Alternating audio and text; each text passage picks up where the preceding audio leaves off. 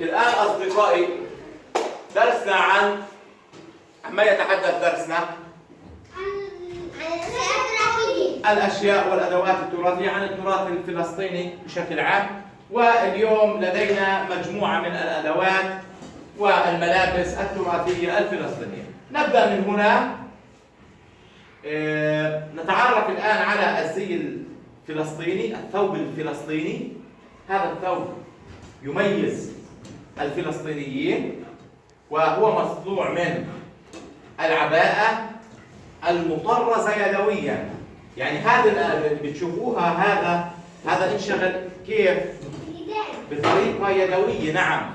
وهو يعتبر من الملابس الجميلة أيضا، ملابس أيضا للزينة. كانت النساء الفلسطينيات جميعها تلبس من هذا اللباس. أيضا إذا ركزنا نلاحظ أنه ليست جميع الملابس تكون بنفس النقشة، صح؟ فيها اختلاف، ولكن إذا نظرنا إليها من بعيد نجدها كأنها تشبه بعضها. نعم، كأنها نفس الشيء، كأنها تشبه بعض. نرى هنا الألوان مختلفة متنوعة. النقشة تعال إلى هنا، تعال. أيضا النقشة هنا تختلف. ننظر هنا نجد أنه يوجد عليها قطع ممكن تكون ذهبية، ممكن تكون باللون الذهبي، ممكن تكون مطلية بالذهب. أيضا هنا نجد لونا آخر، هذا يمثل الكوفية الفلسطينية. وانظروا إلى الطوق الجميل. كانت العرائس تلبس هذا الطوق جميل ويكون عليه ذهب موجود. في أيضا هون عندنا بنفس الطريقة. هذه زينة الفلسطينيين، كانت النساء الفلسطينيات كانت هذه ملابس يستخدمنها للأفراح والمناسبات السعيدة وفي الأعياد. أيضا نجد هنا في الجانب الآخر مجموعة من الأدوات. نبدأ بهذا. ماذا نسمي هذا؟ هنا ماذا نسميه؟ إبريق إيش؟ إبريق فخار. طب لماذا يستخدم هذا الإبريق؟ الماء يشرب منه. قديما لم يكن في البيت حنفيات الماء، لم تكن موجودة. خزانات الماء على الأصل لم تكن موجودة. كانوا يأخذون الماء من أين يا ميار؟ من البئر. يستخدمون هاي كمان بدنا ناخذها. هاي بسموها ايش؟ بسموها الركوة. بينزلوها في البير. بيطلعوا المي وبيعبوها في الجرة. هذا في اشي بيشبهه كبير بسموه جرة كبيرة. صحيح. وكانوا يضعون فيها الماء. هي جرة الماء. يأخذون الماء من البئر ويضعونه في الجرة، ومن ثم يعبئونه في هذا الإبريق ويشربون ماء. يكون الماء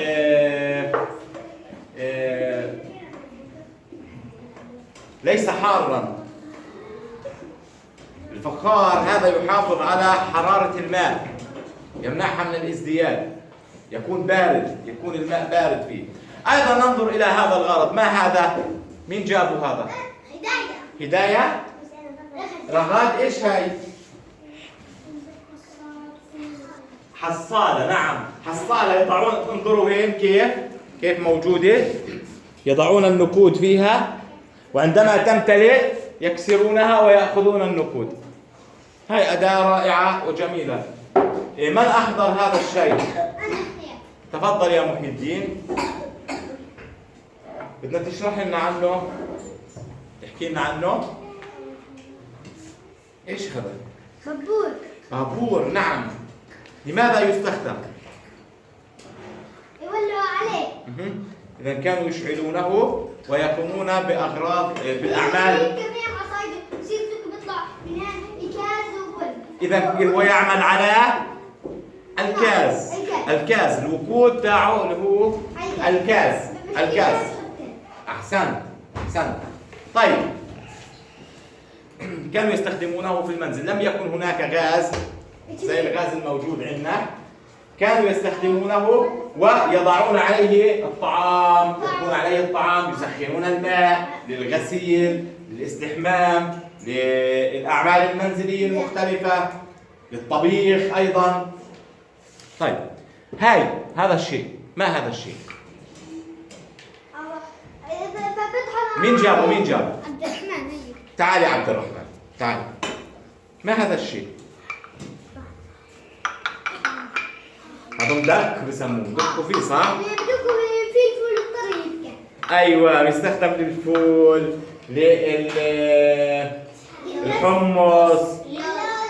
اللوز لا ما بدك، مش بهاي اللوز بدك. في شيء ثاني كانوا يطحنوا فيه القهوة، بس مش مثل هذا، بكون أكبر، بكون عصاته أكبر، كانوا يطحنوا فيه القهوة. طيب أحسنتم أحسنتم. اجلس يا محي الدين، شكرا لك. الآن من أحضر هذا الشيء؟ محيي. برضه محيي؟ شكرا يا محيي، أشياءك رائعة جدا. تعال عندنا، تعال. تعال يا محي الدين. لماذا تستخدم؟ للناس الكبيرين في السن. هو أشوف كيف بيمشوا فيها، أشوف كيف. يعني بيكون واحد مثلا إجره مكسورة، أو بيكون ختيار مش قادر يمشي، يصير يمشي عليها العصا. إذا أجرب أشوف أنا كيف. أشوف كيف. بتساعد الواحد إذا إجره بتوجعه. شوفوا كيف إذا في عنده ألم برجله بتساعده على المشي. وهذه مصنوعة من الطبيعة. من شو مصنوعة هاي؟ من شو مصنوعة هاي؟ من الشجر مأخوذة، من خشب الشجر. مظبوط؟ أحسنت، رائع. وأيضا ماذا أحضرت لنا؟ السلة. حلو. هاي من شو مصنوعة حبيبي؟ من الكش. القش. أي قش؟ وين قش؟ أيوة. بلفوه عليه. هذا القش من وين مأخوذ؟ من أي نبات؟ الأرض. من شو نوع النبات هذا؟ قمح. القمح. طلعوا عليه، ركزوا فيه. طيب هذا كيف بيعملوه؟ هذا بيركعوه بالمي حتى انه يصير طري، بصيروا يلفوه عليه. طيب هذا طبعا ما بيستخدموه اللي فوق، بقصوه، بياخذوا هذا وبصيروا يلفوه. طلعوا كيف بيلفوه، وبيحطوا هنا بلاستيك مشان ايش؟ مشان يزينوه. وهذه بيصنعوها ايش هذا بتستخدم؟ احسنت. هنا بحطوا قماش عليه وبيعملوا علاقه بسموها، مشان ايش؟ مشان يعرفوا يحملوه او يعلقوه في البيت. طيب لشو هاي بيستخدموها هاي؟ بيحطوا فيها الخضروات والاشياء. او اذا كان هيك الواحد كانوا يروحوا يلقطوا التين والعنب من الجبل، صح؟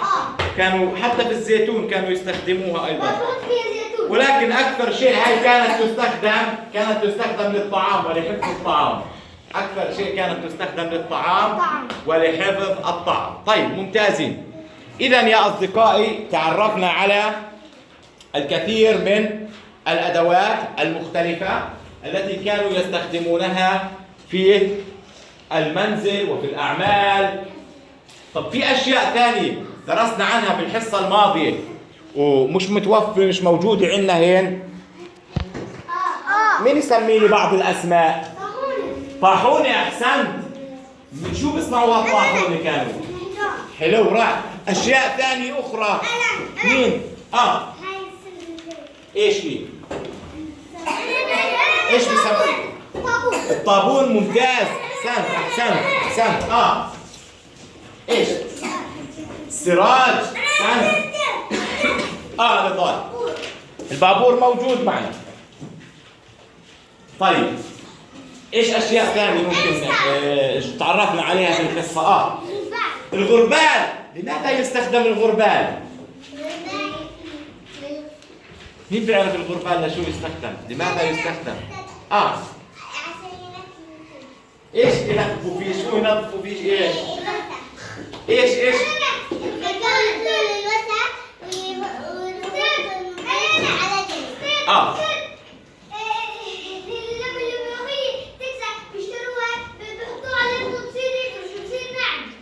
بيساعدوا للحبوب، غربال للحبوب من أجل تنقيتها من الأوساخ. وأيضا ما هي الأدوات الأخرى التي لم نراها هنا؟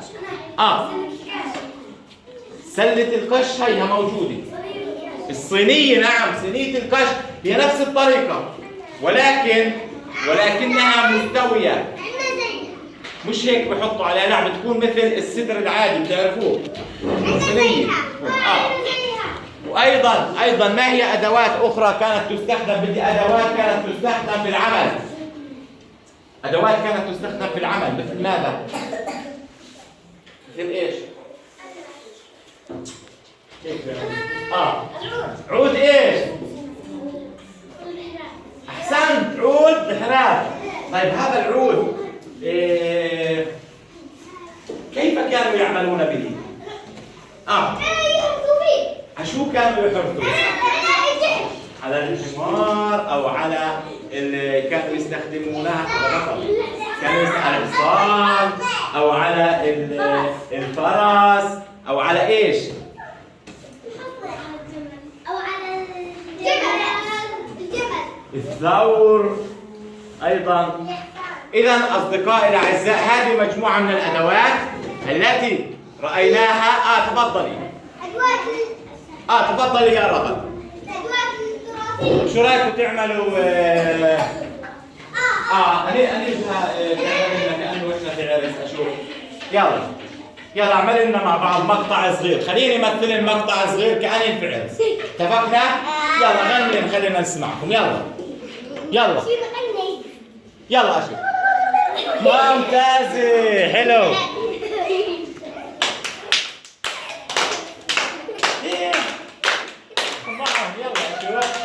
يلا شطورة، معاهم.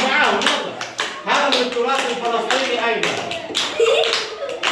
يلا غني. يا لا. مين بدك صغيرين؟ يلا جميعكم صفقة قوية لجميع المشاركين معنا. شكرا.